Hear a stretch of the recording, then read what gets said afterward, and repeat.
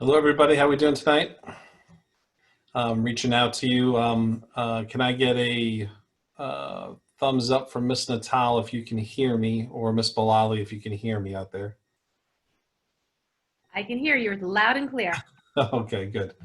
All right. Miss Balali, can you hear me out there? Okay. All right, great. All right. So, Mr. Riccadelli, I just want to check to see if you're online. Okay. Mr. Jerry Peroni, my vice principal, will not be able to make it tonight. He is down the shore, unfortunately, without any power. So even though I'm very jealous that he's down the shore, I'm not jealous that he doesn't have any power. So I got some light here. So I want to thank you guys all for coming tonight and taking some time to learn about next year and our upcoming schedule for the 2021 school year. I want to thank Ms. Balali for being present. It's good to see Mr. Ron Watson and Ms. Natal as well. And Ms. O'Dox is present, our Director of Curriculum Instruction. She'll be available for questions later on in the session. But I want to thank you guys very much for taking the time to meet with me today. So I just want to wait another minute or so before we get started. Some parents will be coming in. And also want to check to see if Mr. Riccadelli has showed up yet. Okay.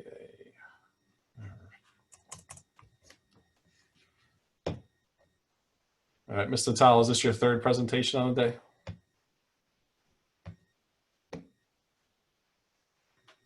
Sorry, yes, it is. It is my third, but I'm so happy to be part of this one because this is my New Milford family, our New Milford family, and we miss all of your kids and we miss all of you parents, and we're so excited to present this to you because we know that we want everybody to come back to school as best we can, but mostly and most importantly, as safely as we can. So we're excited to chat with you tonight. Okay. Thank you, Ms. Natal. And then we have Ms. Balali, our guidance director. She has been vital to our movement here, and I want to thank her for being here as well. Thanks, Mr. Watson, for setting this up. So far, it's been great. Hopefully, I didn't jinx myself. All right, so we're going to get started. So thank you very much for everyone for being here today. I'm not great with Zoom. I'm a Google Meet guy, but in order to do the webinar process that we're going to do today, I requested Mr. Watson help us out. So thanks for being here, Ron. I know you're on vacation, but thank you very much for taking your time to be able to work with us. Okay. So you'll see I'll be going in between different screens tonight. The Milford High School reopening plan. Tonight, you'll be able to answer questions, or ask questions through the chat feature. So please, when you do use the chat, I'm not sure how the chat looks when you ask a question. I hope that your name is attached to it. I'd like you to also put your email, if possible, if you feel comfortable doing that, with your name, so that at the end of the evening, if we don't get to your questions, that I'll have the email available and ready so that I can reach you. All right, so once again, if you are going to ask questions, if you want to throw your email in there, you can. Hopefully I'll get to most of them before the evening is up, but if not, and it gets later in the process, please put your email in there for me, okay? Okay. So tonight, the goal tonight is to cover some items. It'll be a similar format to what you've seen in the other presentations. If you have children in the other levels, we'll be covering safety and health, the schedule itself, expectations for setup in the classroom. You guys can see the other bullet points there that we'll be covering tonight. All right, and importantly, also the upcoming information. Please understand that this process is fluid. I know you heard this phrase before and you probably don't like it very much, but it is true. Everything's changing. I have a son that's 12 years old, and he goes to the Waldwick School District. They've had the meeting similar to this, and we're all just trying to do our best and make the best decision for our children and our family as we can. Please know that we have your child's best interest in mind, both for students and staff. All right. Our school pandemic response team, these are the members of the team that will be working within the response throughout the school year. As you can see, myself, Mr. Peroni, Ms. Balali, our athletic director, Mr. Riccadelli, obviously our director, Ms. Natal. 2 teachers that are serving on our staff, Mr. Wilson, Mr. Devereaux. Our CST members, Mr. Locio, and head custodian, Mr. De Guzman, Ms. Valuzzi, hope you're out there. She's our parent rep, and then also Officer Wild. Okay, we'll get to sanitation in a minute. I want to change this screen. Okay. All right. So with regard to the schedule, we have a unique situation here at New Milford High School. We have the most students in the district. We have close to 600 students in the building. And we made decisions with that in mind. So when you look at our decision to have a different type of cohort, this is what we're looking at. So at the high school, Ms. Bilali, can you give me a thumbs up if we're seeing the plan for the high school at New Milford High School? Thumbs up for that? Okay. All right. So we decided that you know, a lot of the schools in Bergen County are doing a 2 cohort, splitting the students in half, and you know, we felt that there was too many students to have in our building. Having 600 students and 300 on a day plus staff would bring us close up to 400 people in the building.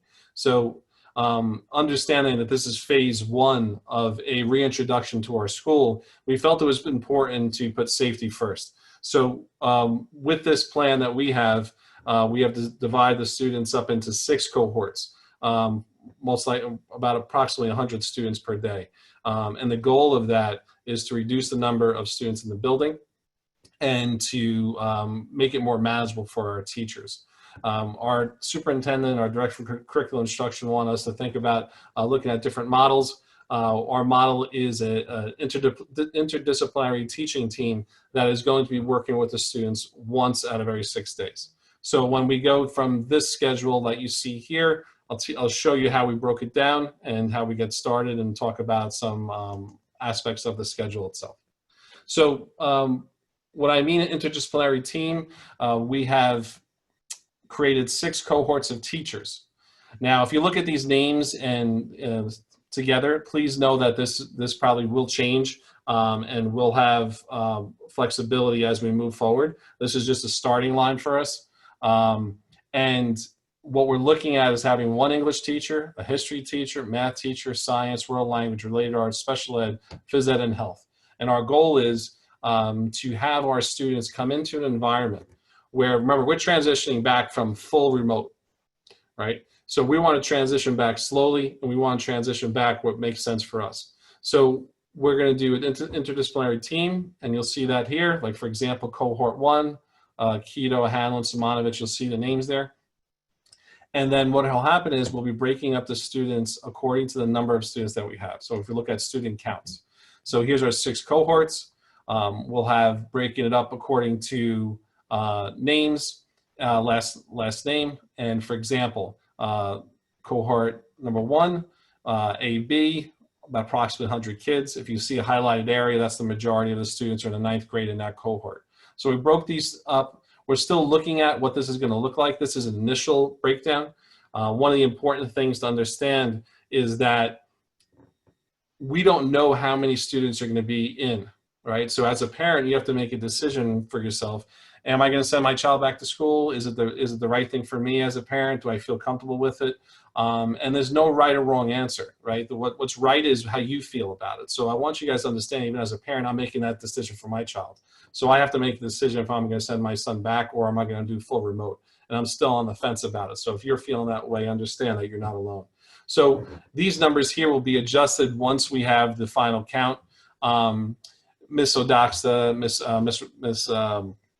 Ms. Ryan, Mr. Plitzy had given reference to policy that needs to be enacted and dates that have to be shared with you. When we get that information about making your decision to go full remote, we'll get that information out as soon as possible and get that going. But that will help determine how many students are in our groupings.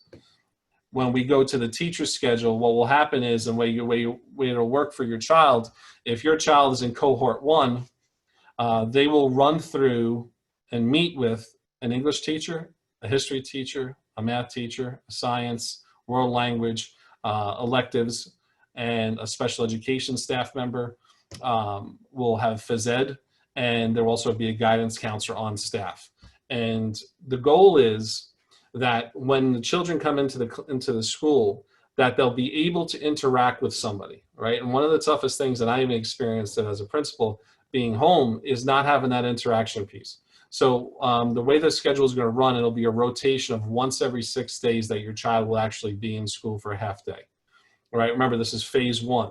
What will happen is they'll come in, they will go through these classrooms, meet with these teachers. The goal of that situation is for them to really ask that teacher for help, right? So if they may not have Mr. Kita as their English teacher, but they will be able to ask him because Mr. Kita knows the content. Mr. Kita is an English teacher. He teaches various levels. So even though they don't have them as an instructor, they will be able to ask that person questions and get answers and feedback on what they're working on.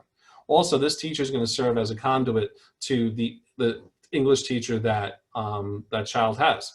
So Mr. Kita may notice that a child needs some assistance or help, and then can reach out to that child's teacher and say, listen, I noticed that John had some trouble, please reach out to him. So our goal is really for this person to be an advisor and an academic support, and also provide instructional support in that classroom during that time for those students.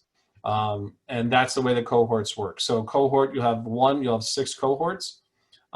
Students, we've broken up into the groups. Our goal is to have the siblings in on the same day as best we can, pending obviously the restrictions of our schedule. All right. So the school day itself will run very similar to our half-day schedule. So we have a 7:45 a.m. That's the same time we let students into the building. We'll be accepting students in. We have this period of time, this 24 minutes, is for our screening. So as students enter the school, that is the amount of time that we'll work on. Here's the schedule for the day. The school day ends at 12:28. They're approximately 30 minutes long, 34 for the first and last, and 32 minutes. We have 5 minutes of passing time to adjust for students either hand sanitizing coming in and getting ready to go in the classroom. So that's our time schedule for the day. And that's our rotation. It's a little confusing when you first look at it, but once your child gets involved, it'll be fine. And each one of those schedules will be hand created. So Ms. Bilali, our guidance director, will be developing those schedules and ensuring that each of the students fit in their places and work appropriately. What's really nice about this is having a guidance counselor on staff or a CST member, and also special education teachers on staff to address the needs and concerns of our students. So that's really our focus. So that's just a broad overview of what the schedule is. And really the goal is, remember, this is phase 1. So eventually we will transition. To a model where we're coming back, we reduce the cohorts, we raise the numbers, and we bring more students back in and get to a more formal day for instruction. So I'm going to switch to one of my screens and go back. Okay, let me go here. Okay, I think it's this one. Okay. All right. So before I get into the building sanitation guidelines and things like that, what I really want to do is I want to give you guys an opportunity to hear from Ms. Natal. Ms. Natal is going to be sharing with you basic information about before you come to school, the expectations for you and your child. When you do get to school, the screening process. Then we'll go into the procedures as far as when you enter a classroom, when a student is feeling sick or symptomatic, all those different steps. So she's going to go through that time period right now, and then once Ms. Natal is done, we'll start, getting maybe into some of the question pieces because I know I have some questions popping up in the chat. Okay, all right, Ms. Natal. Thank you, Mr. Manupelli. Yes, so for those of you who have been in the other 2 calls, welcome and good to see you again. So you might hear some things that are a little repetitive, so forgive me for that. So as Mr. Manupelli alluded to, so before the kids even enter the building or the faculty members even approach the door, we are going to be sending out a Google form, and we're going to be asking parents to complete this form. There are going to be some mandatory COVID questions that came through the Department of Education, Department of Health, and we're also going to be asking parents to take temperatures of the children and themselves prior to even coming to the building. So that'll be done on your phone. It's a quick 5-question thing. It's about symptoms and history, that kind of thing, and you're going to enter the temperature. When they arrive at the building, they will be arriving at a kiosk.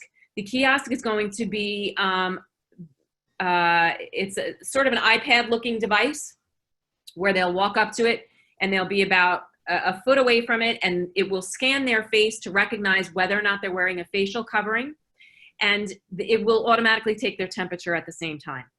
If for some reason the questions that were answered or the facial covering's not recognized, or there's some issue with temperature, or for some reason there's an issue, there will be a denial for entry to the building.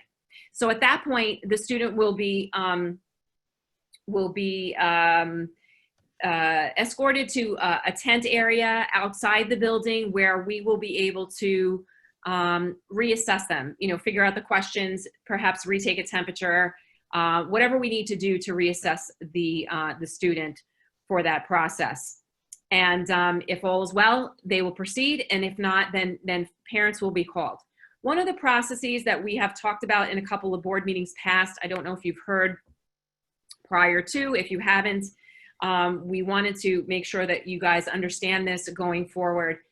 In terms of being able to pick up your child, we want to make sure that for your emergency contact that you notify the school who you identify that person as being. We're going to need to make sure that we have someone in your emergency contacts that are going to be able to get your child within a small window of time, within a 15-minute window. That's really how quickly we would like to move students from the building in the event that there is some suspect of a symptom or something. So if the first contact is mom, and mom can't get them because they, let's say, work in New York, or there's dad, whoever the two main contacts are, beyond that, if the emergency first contact, we would like that to be identified, and we will get those notifications out to you folks in the same time frame as the policies are finished, and we actually send out questionnaires to you about whether or not your child will be attending school. So we hope to get that done around that same time frame. Upon entering the building, the students presumably will, enter with their masks, their clean hands. They will enter the classroom. They will hand sanitize at that point, and they will enter the classroom for instruction. As Mr. Manupelli alluded to, I want to say that there was so much careful planning put into this from a health and safety standpoint. The number of students in the classroom, we're going for like 15 kids in a classroom, anywhere from, 10 to 15 kids in the other schools as well, 10 kids, 12 kids. Now we're, 15 kids.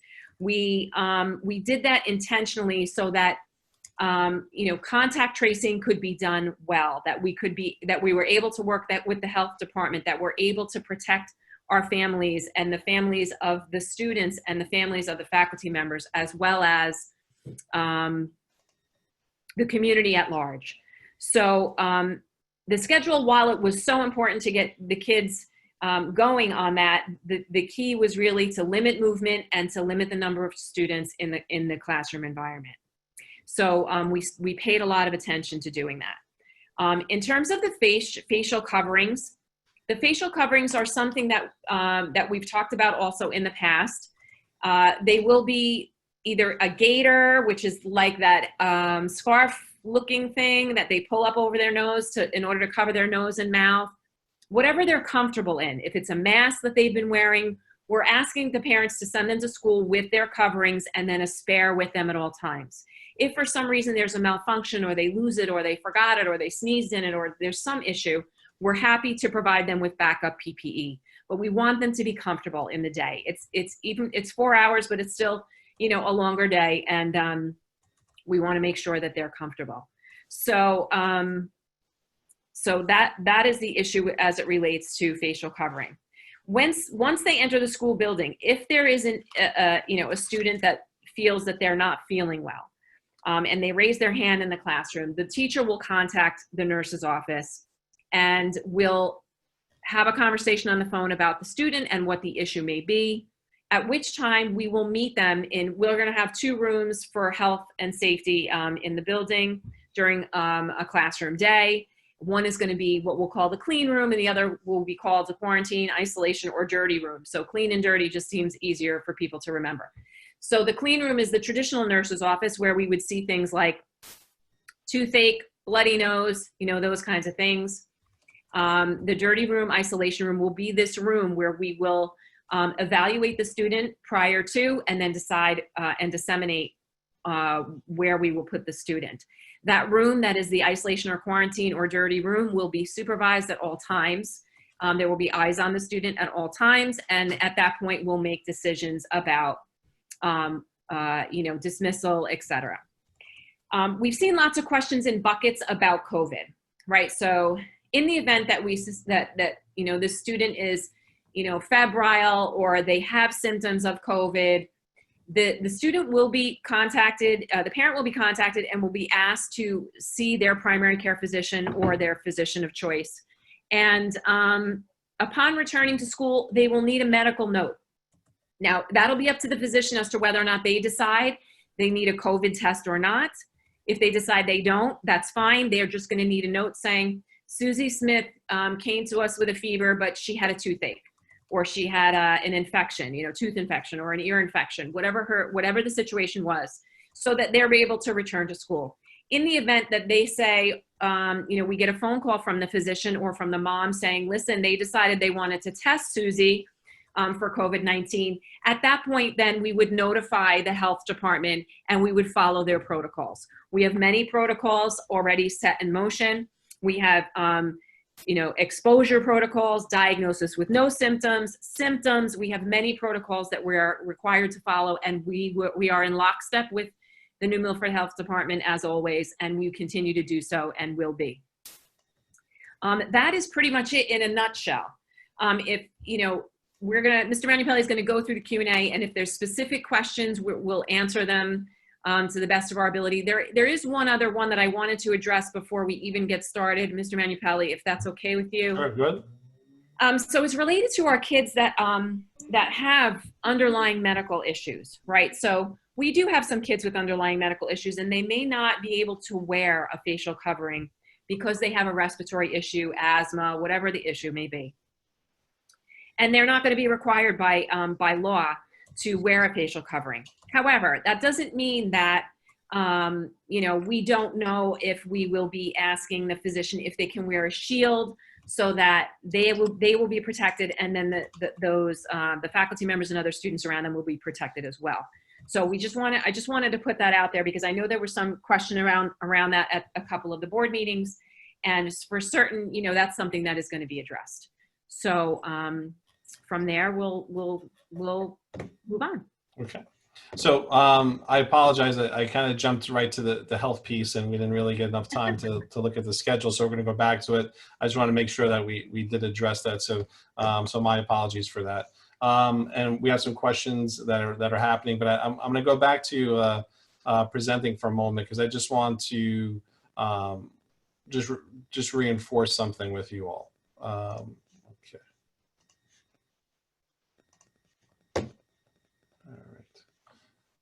So the goal of the instruction that's going to take place, or the goal that's happening with this schedule, is that this is a very remote driven schedule.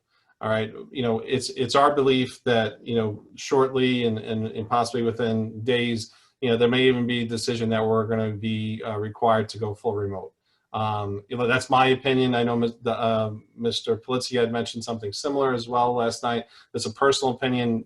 I don't have any facts to back that up, but just the conditions of what's going on and what's taking place. And there's a lot of moving parts to it. We believe that we're going to be really remote and within a matter of time, if not soon. So our goal when creating the schedule is to really keep the remote learning at the forefront, because because of the instability of what's been transpiring outside in New Jersey and throughout the country. So that's why. So I've seen some questions, and I just want to make it very clear: the students that this cohort model that we've created is so students can come in once every 6 days and have interaction, contact with teachers, get the support they need from our support staff. But the bulk of the instruction that's going to be taking place is going to follow the remote layout. So whatever schedule that your child currently has is the schedule and the teachers that they will be having throughout their whole remote learning process. Okay. The only schedule that's going to change is when they do come in for that one day, then the teachers they have will be different for that one day. All right. But the other days, every other day that they have instruction will be by the schedules they've created last year. They will have those teachers. They will be working in those classes. They will be covering the curriculum and working on the materials that they had. So please understand that fact. And I'm sorry I didn't make it clear when we first started.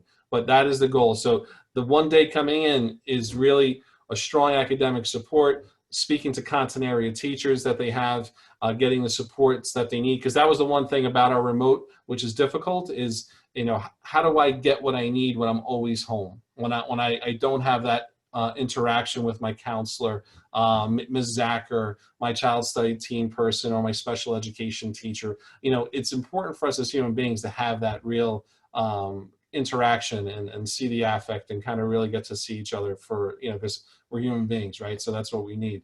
I just want to make sure that's clear.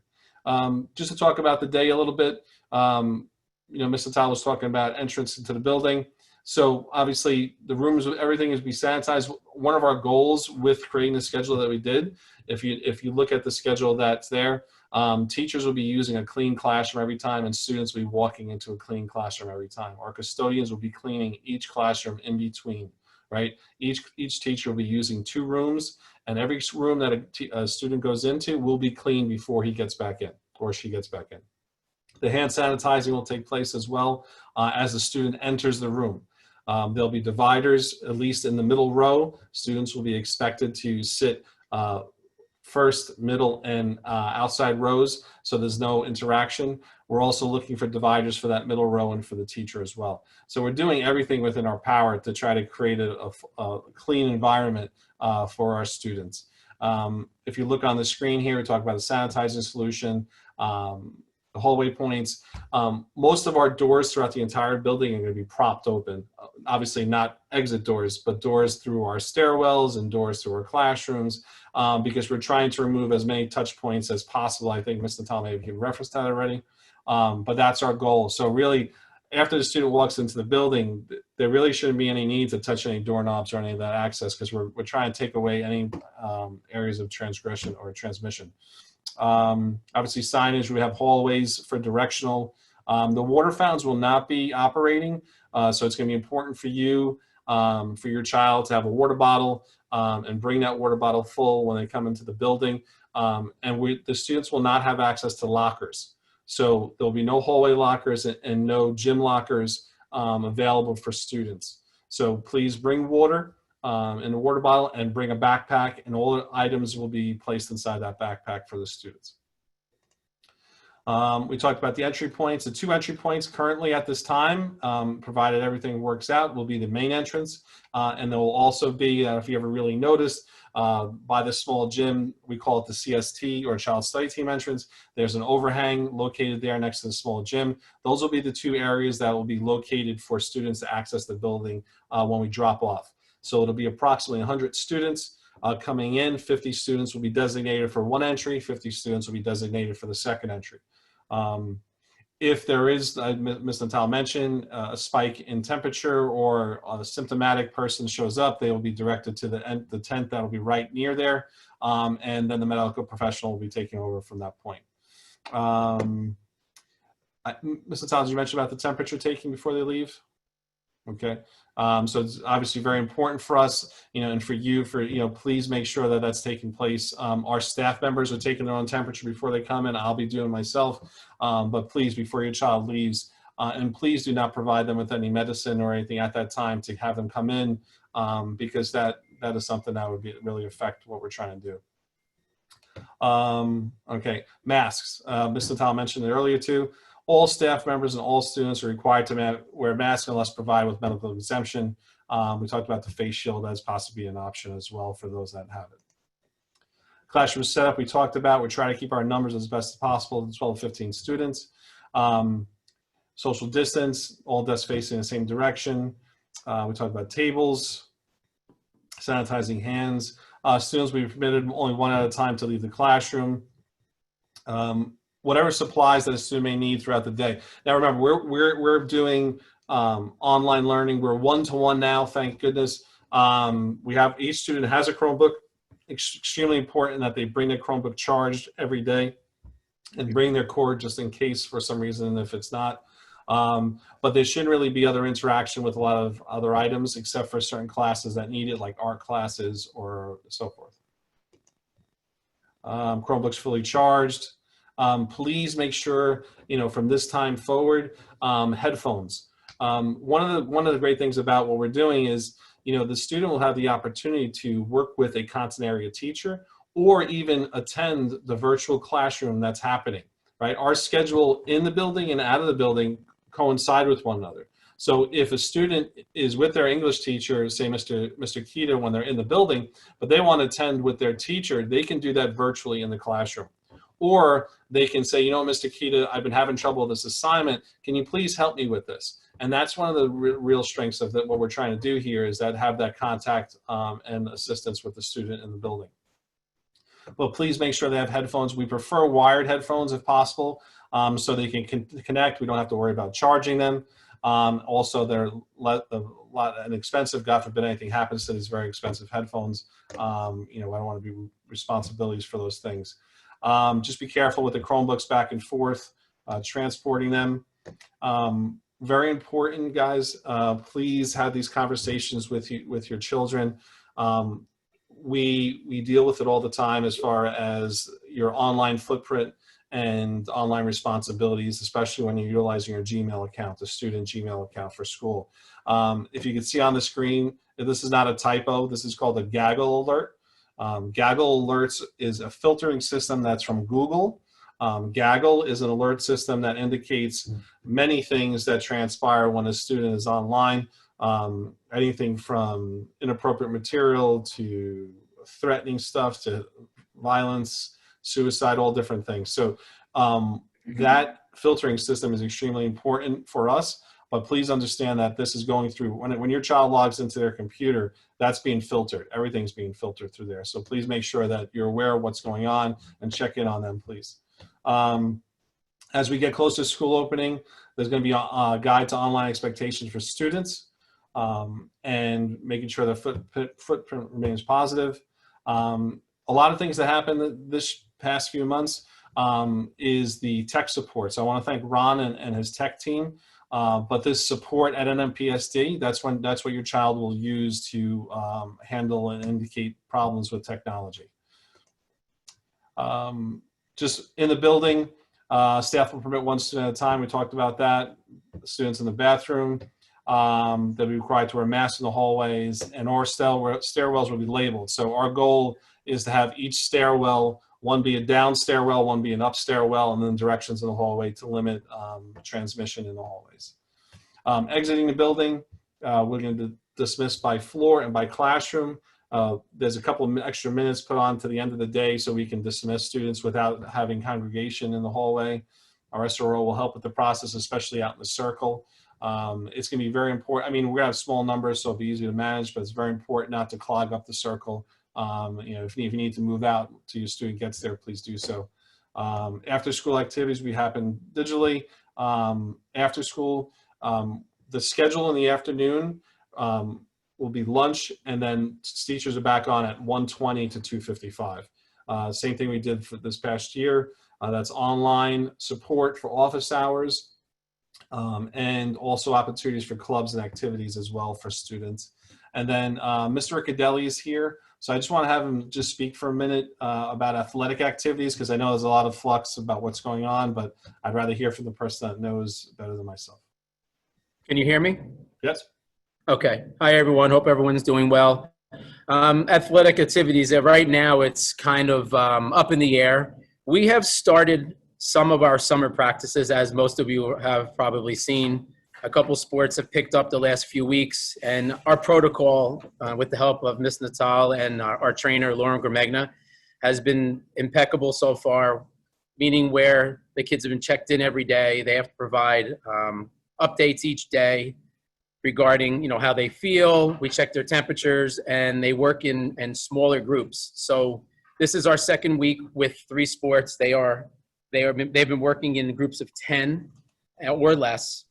Starting next week, we can increase the size, and then we'll see how that goes. Regarding with the season itself, September 14th is the official starting date as per the state regarding high school athletics. And again, that also could change at any time. So what they've done is they've given us a time frame of September 1st to the 14th, basically to acclimate ourselves back to school. On the 14th, we will return to athletics after school. And then the last week in September, first week in October, will be the beginning of all high school events, whether it's volleyball, cross country, football, soccer, cheerleading, and all that would start somewhere around that area. So I sit on a couple committees in the state, in the county, as well as in our conference, and we have all met. We're actually meeting Tuesday to start putting schedules back together, working off of those dates. And again, we really don't know if that's going to, it's going to sustain itself or not. But we are pushing to try to keep athletics going no matter what happens, whether we're all remote or not. So sitting on those committees gives me the opportunity to, voice our concerns, from a school standpoint as well as the athletic standpoint. If there's any questions, please reach out at any time. My email, I've been receiving a lot of emails from parents. I've received a lot of paperwork from parents, and I thank you for that. And our documents are fluid because we continue to update them each day. So again, any questions, please reach out at any time. Okay, so there's a lot of questions that we have, and I've seen some kind of overlap in some of the questions. So I'm going to go through the questions. There's approximately 30 questions, but there might be some overlap in some of them. So I'll just start at the top. It asks, will parents be given a questionnaire with regarding to whether they'll be sending their children back to school or remote, so teachers know how many children expect in person? Will teachers be given the names? So Ms. Odoxta, do we have any layout as far as a questionnaire, or is it going to be they have to send it in? Sure. Good evening, everyone. So next week, midweek, I would say we are publishing the entire district restart and recovery plan that will include some of the details that you heard this evening pertaining to the high school schedule, as well as details for our other school buildings.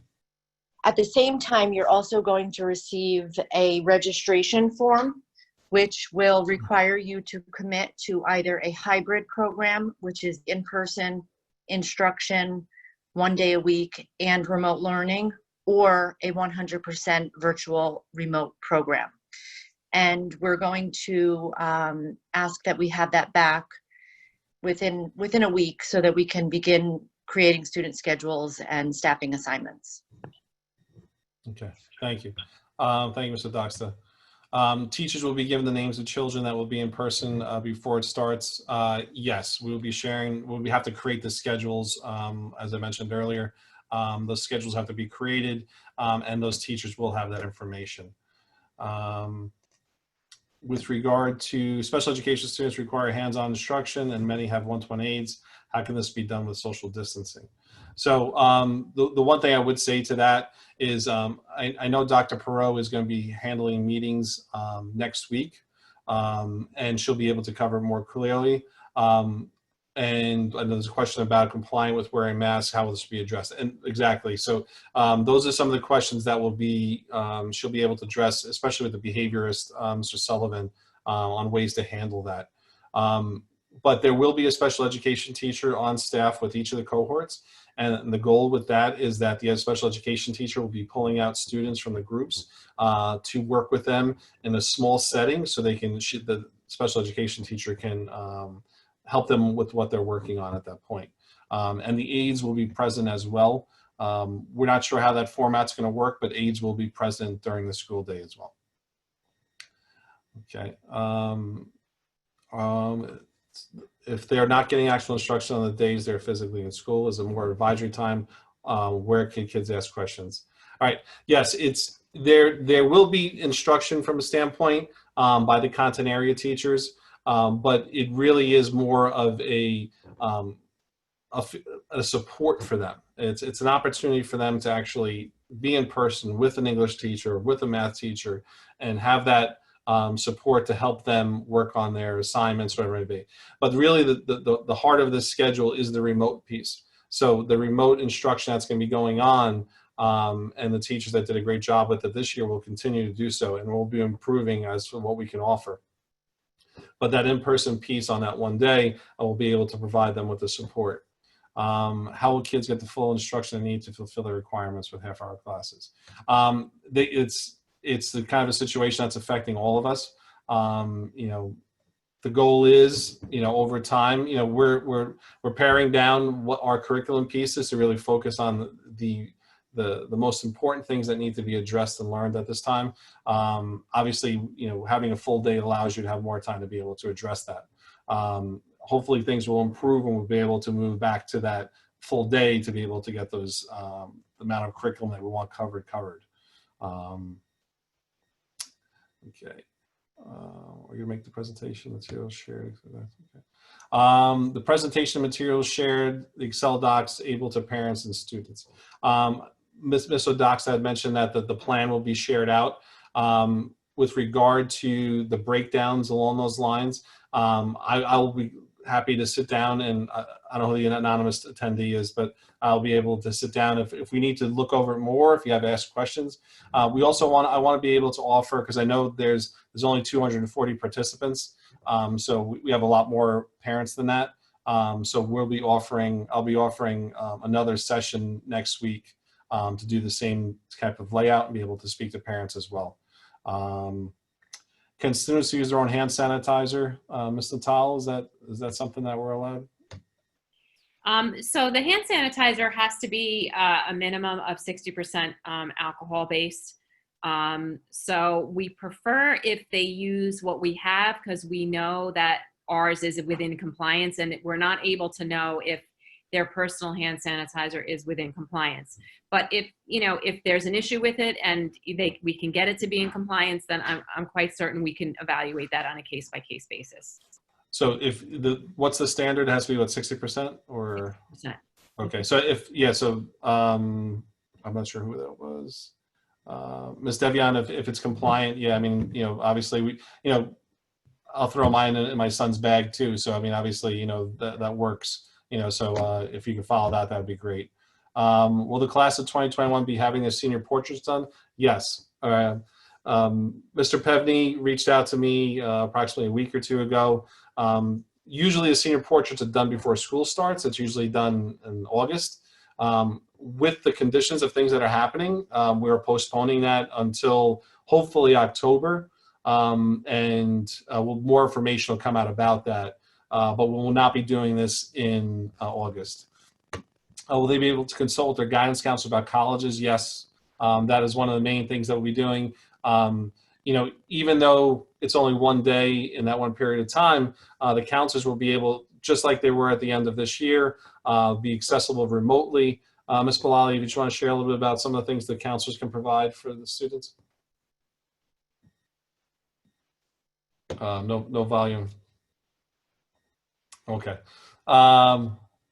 All right, so I'll just speak to it for a moment. So just whatever the counselor does normally throughout the year, our counselors will be there as well. So they'll be doing it virtually, and they'll also be meeting with students in-house when they're in. So it's an opportunity for them to meet with students and be able to talk to them. But yes, obviously, college consultation is right and most important thing for them, especially right now. Is the choice to send your child to school a one-time decision or the entire school year, weekly, or on some other frequency? So there's going to be policy that's going to be developed and shared soon. Ms. Odoxta gave reference to it a little bit before, and also mentioned at the board meeting last night. So we're not sure about the timelines as far as this. You would have to make a decision within this period of time that we determine, and then that will last for at least a period, a marking period or more. But that policy still has to be developed. So once that information is done, I know Ms. Odoxta mentioned about possibly mid next week sharing that information, so that timeline and stuff will be laid out for you, and then you can make a decision what you feel is best for your child.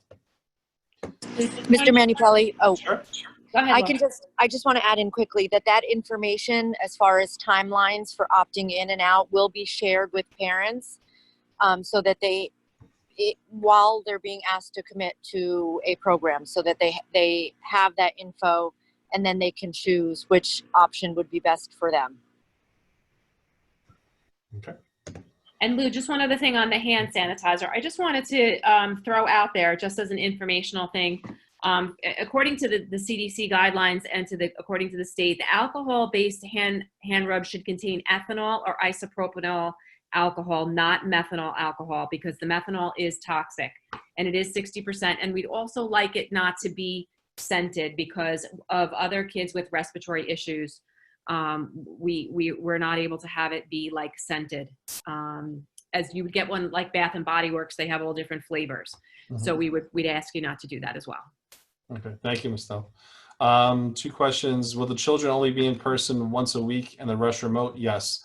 It'll be once every 6 days, and the rest is remote and not meet. No, they'll be meeting with so just so we're clear, the day that they come in will not be their regular teacher. There will not be the teacher that they have all the other days.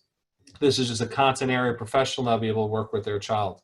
So when they leave, that half day, when they go back home and work remotely, they'll have their schedule that they've chosen last year with those same teachers that they chose from last year. So, I mean, within reason if things change because of scheduling, but they will have those teachers. How would 0 period work or meet, if at all? So 0 period will not take place at 0 period. Similar to last year, it will take place between 1:20 and 2:55. So it'll be a 30-minute block of time, and Ms. Heidethauer, Ms. Schwartz for the choral piece for like lunch, and also for orchestra. We're looking at options for orchestra because the type of instruction that takes place in orchestra, it's not like chorus where you're singing out, or it's not like band where you're blowing instruments. It's strings. So we're trying to see what we can do with that to have in person, but that is something that we have to evaluate at this time. We need more information on that. Is there an option to go fully remote? If so, when will the information regarding that be provided? Yes, if you want to go fully remote, that's been mentioned before. Hopefully by mid to late next week, that information will be shared.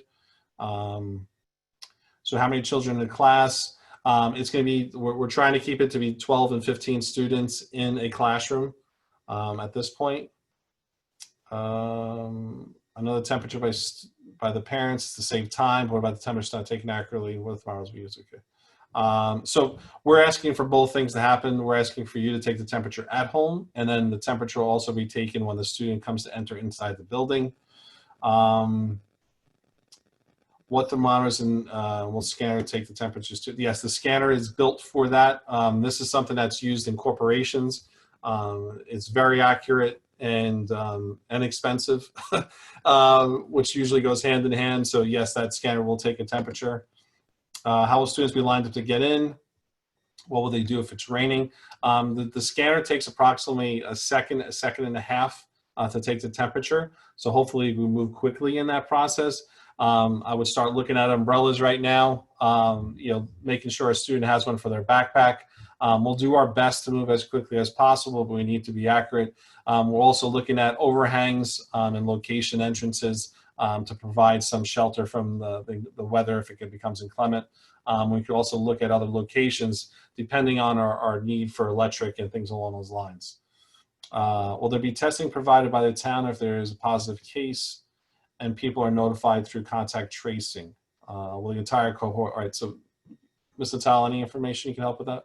Yeah, so I mean, as far as the town is concerned and the Department of Health, that would be a decision that would come from them. At this time, there is not testing being done at the town level.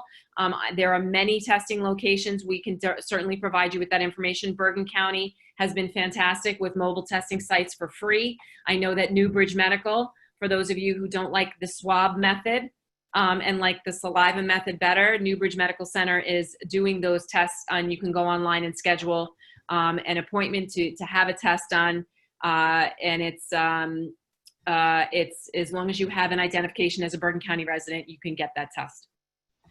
I did that test, and I did it through Newbridge, and it was a saliva test. I also had the antibody test done as well. So they have a great program they're working on. So check it out. Will the entire cohort be quarantined along with the teachers? So if there's a positive case in the situation, that is one of the reasons too for our design of the plan. That if there is one student amongst that 100 within that cohort of teachers, then that smaller group would be the one that would be quarantined. We don't have specifics as far as how long and timelines. That's something that still has to be developed. But yes, that is one of the reasons why we have reduced our numbers down as much as possible.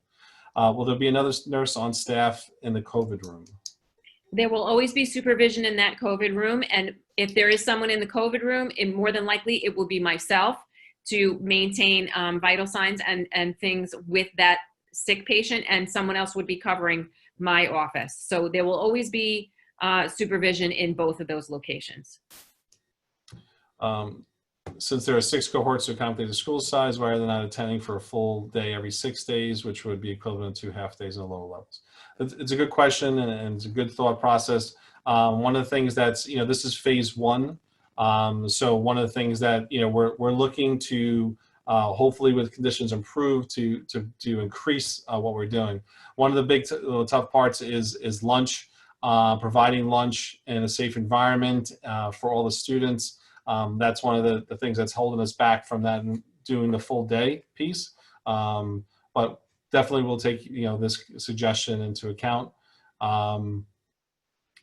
What if a child gets easily overheated and dizzy with a mask on? Will they be able to take their mask off for a short period of time? Mr. Manupelli and I actually have been discussing this, as well as the middle and the elementary school. And we are trying to build breaks in the day for the kids to deal with the mask issue.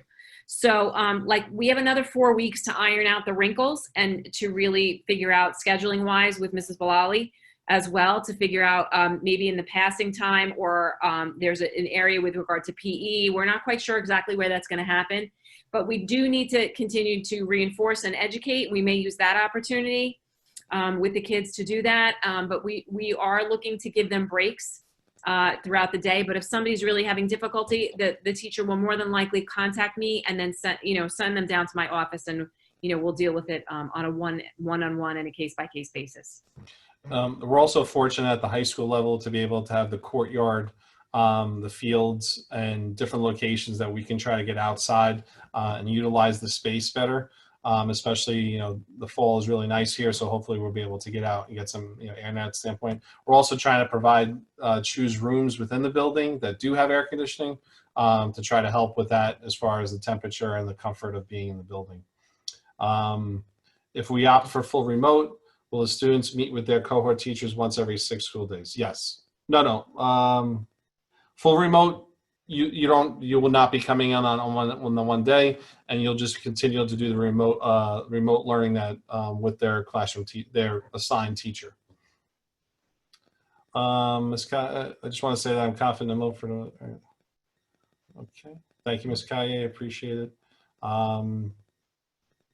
When the student is in school, they will be missing instruction for that day. So when a student is in school, they will have the option to because they can, that's what the headphones is important too, right? So they can come in and say they want to attend one of their classes virtually, but be here, they could do that.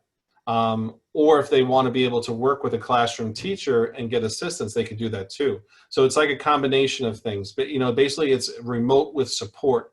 And it's a unique thing that we're trying here, and we're looking to improve it. But yes, so that's why we align the schedules too. So like if you're doing remote and you're home, you can log on and see your classroom instruction while you're in the building.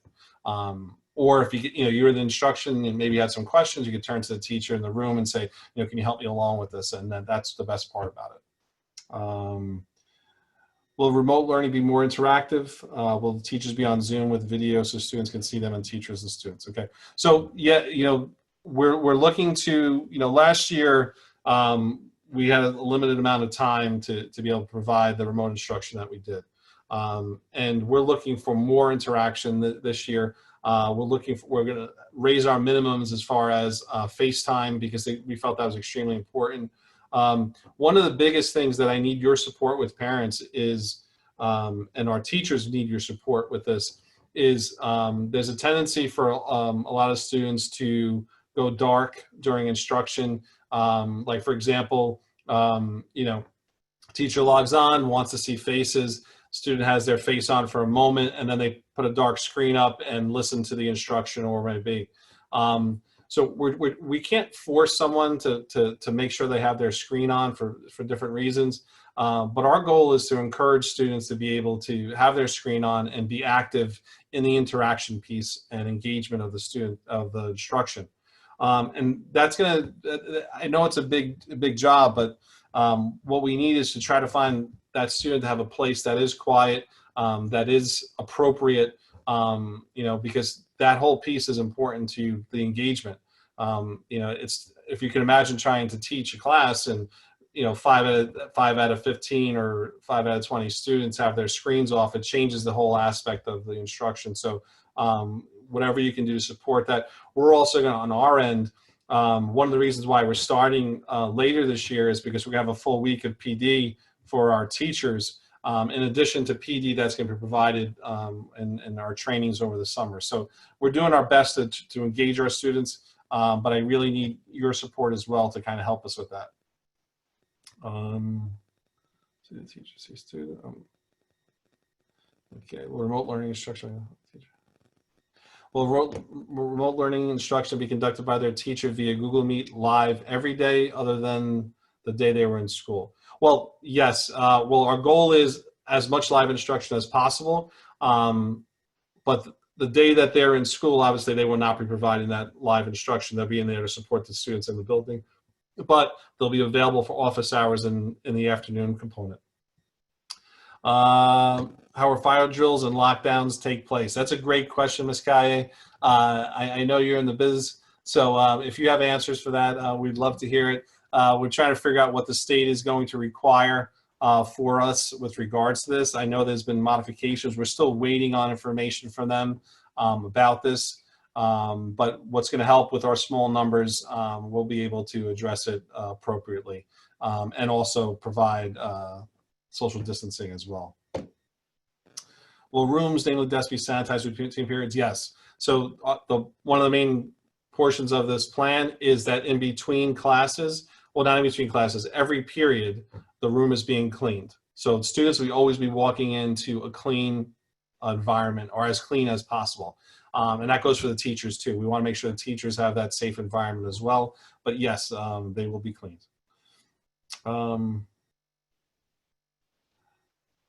What will remote learning look like? Synchronous as before. Zoom or Google Meets, assignments for students complete. Yes, it'll be synchronous as before. We're probably going to be using Google Meet more often. Some teachers feel, that's a better, since we use Google Classroom, we use Google Suite products, that we'd follow along with Google Meet.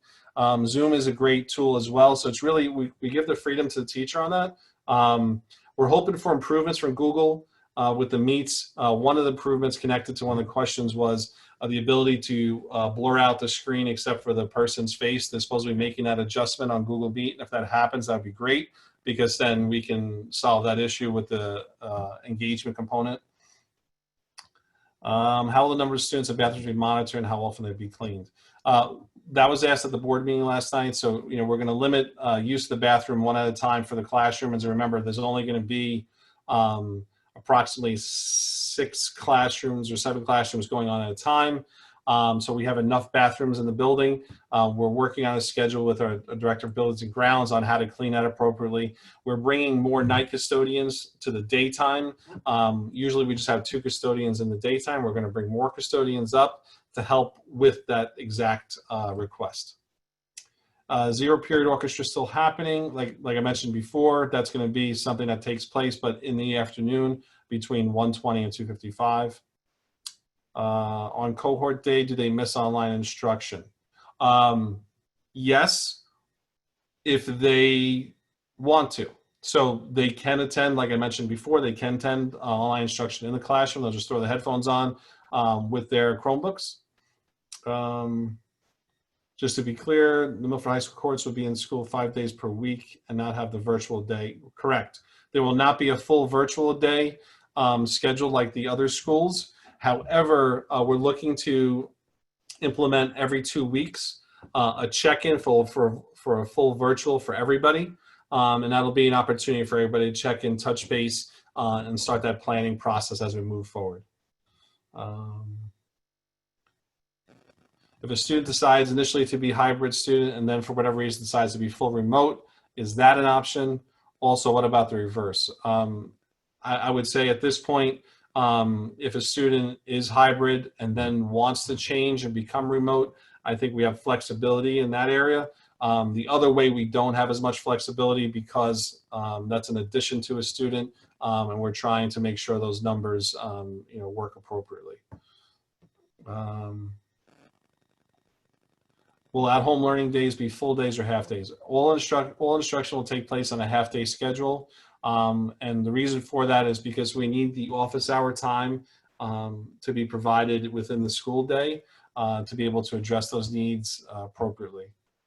And the other part of it is the other thing that becomes, I don't know about you in whatever position or jobs that you're in, there is a complete drain on students and on teachers with this type of instruction and with this type of work.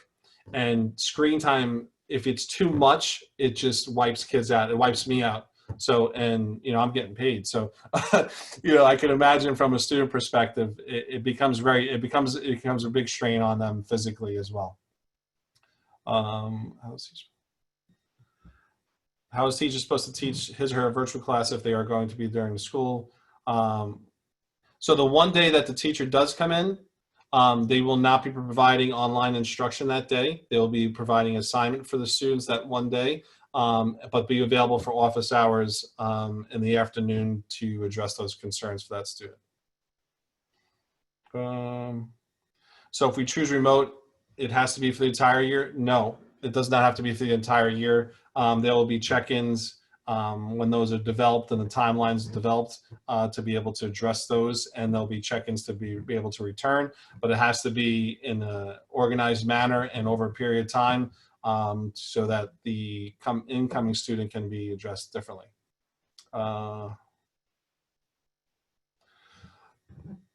If a child in cohort 1 comes on Monday, they don't come back in until the following Tuesday or Wednesday, just want to confirm. So it's every 6 days. So if they come in on Monday, then the next day they would come in would be, yes, that Tuesday.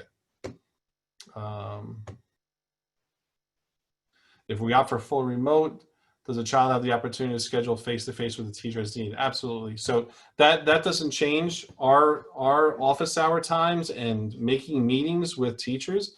Not just teachers, counselors, CST members, aides, everyone that's involved. That just if you're full remote, nothing changes from that standpoint. It would just be online.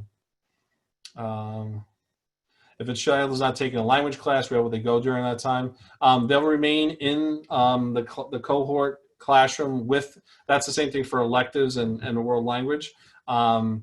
They can attend a remote class They can work on assignments, they can see a counselor, they can do different things during that time period if they choose to. The kids go to school one day a week and rest home, yes. Do returning kids already have Chromebooks? Do returning kids already have their Chromebooks? When do ninth graders get them? So the ninth grade students should have their Chromebooks from the middle school. Do they? I don't believe they return them. I'll have to get an. I'll have to look on that answer. I'll get back to you on that. I'm not sure how many questions we have. What I'm gonna do is I'm going to just do another 5 minutes of questions. I'll try to get to as much as I can. And then I copied and pasted all these questions into a sheet for you so that we can do like a frequently asked question and then perhaps get it out to everybody. Absolutely, that'd be great. And then if you are still putting in questions, please put your full name and also your email so we can get back to you directly. The other thing too is I'm available all the time through email. So if you know, for whatever reason you have a request and if I can get back to you, I'll try to get back to you as soon as possible.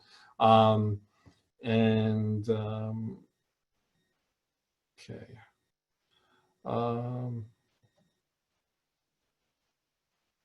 For students, what I do if my students really struggling, hands-on learner, I hear what you're saying with regards to those concerns. The biggest thing with that is to really reach out to your daughter's guidance counselor so we can be aware of that.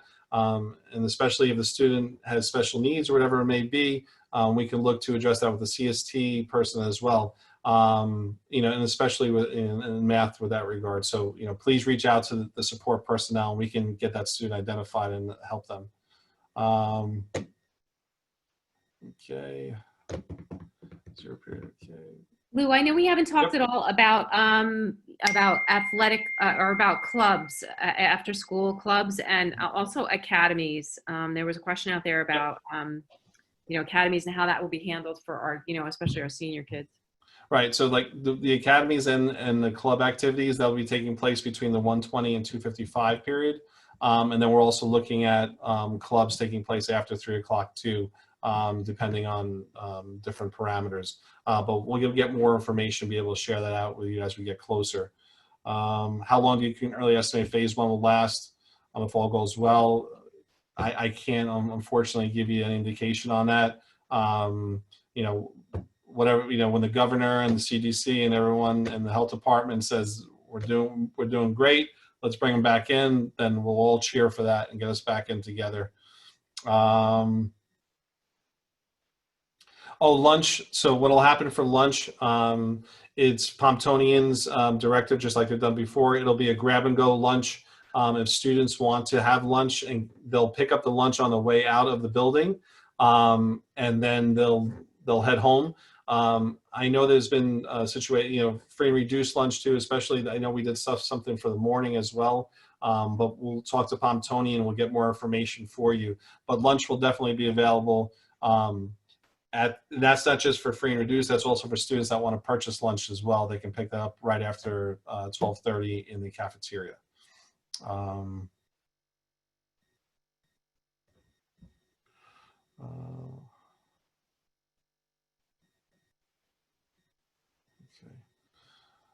Okay. On remote days, will every class meet or will be only certain classes? On remote days, every class will meet except for when the teacher is in doing the in-person instruction. And then that one teacher of that, all the teachers they have may be working, will provide an assignment. Teacher schedule, keep a mic off.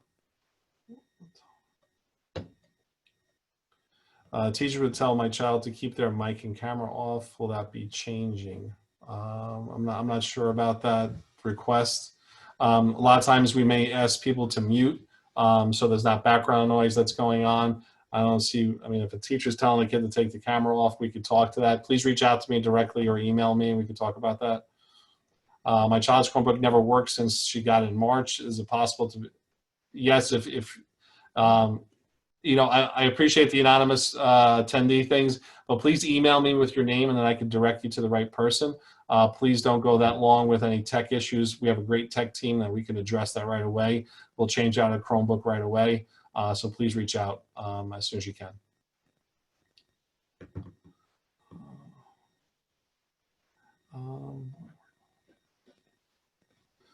Okay. Fire drills we talked about. Just one more minute. How's lunch? The live instruction piece from the teacher while here will be addressing the students' direct concerns and questions. So a great example, Tom Kita, he's an English teacher. He may not have your student, but if your student was working on To Kill a Mockingbird, let's say, and they were talking about a specific thing with that regard, he can talk about it and address that need for the student directly, as opposed to just virtual. Outdoor instruction, we're looking to utilize our courtyard, as I mentioned before. Anonymous attendee, are you single? My wife would say differently, and I'm definitely not the same model I was back in the day. So, sorry for that humor, but I'm going to probably end it there. So please reach out to me, email me, and share your child's name, information. And I will do my best to get back to you or direct you to the person that can answer your questions. And I just want to thank Ms. Natal, Ms. Bilali, Mr. Riccadelli, Ms. Odoxta for taking the time to meet with us today, and also with you. We're in uncharted territory. We're trying our best to work forward. But we're doing our best to put safety first. And I know that you want the same for your child or your children. Please reach out and share with us. And not just me, whether it's Mr. Riccadelli, Mr. Peroni, or whoever it may be, reach out to us all and we'll get back to you as soon as you can.